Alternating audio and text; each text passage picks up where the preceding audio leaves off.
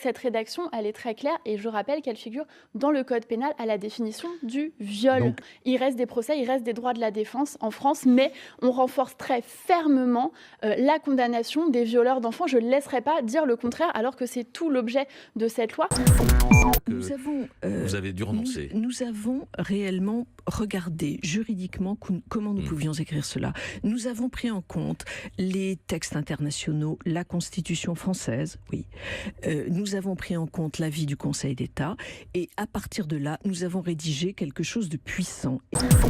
Dans l'hémicycle, non seulement tous les groupes d'opposition ont démantelé cet article 2. Mais en plus, à l'intérieur de La République En Marche, de nombreux députés ont été mal à l'aise.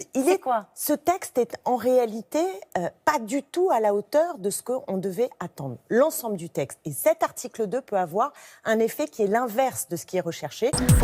Vu la gravité des faits, si je le compare avec certaines personnes qui vont en prison quelques jours ou quelques mois et qui ont volé beaucoup moins qu'il ne l'a fait par la fraude fiscale, vu en plus les circonstances aggravantes, parce qu'il a été ministre, parce qu'il a menti face à la représentation nationale. Enfin, il y a tout un tas de choses qui vraiment, j'allais dire, aggravent son délit.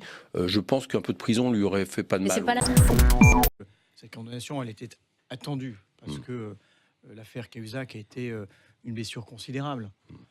Quelque chose d'absolument indigne de la part d'un représentant politique qui avait, en plus de ça, la charge du contrôle fiscal. C'est quand même stupéfiant. Il avait menti à François Hollande, il avait menti à la représentation nationale.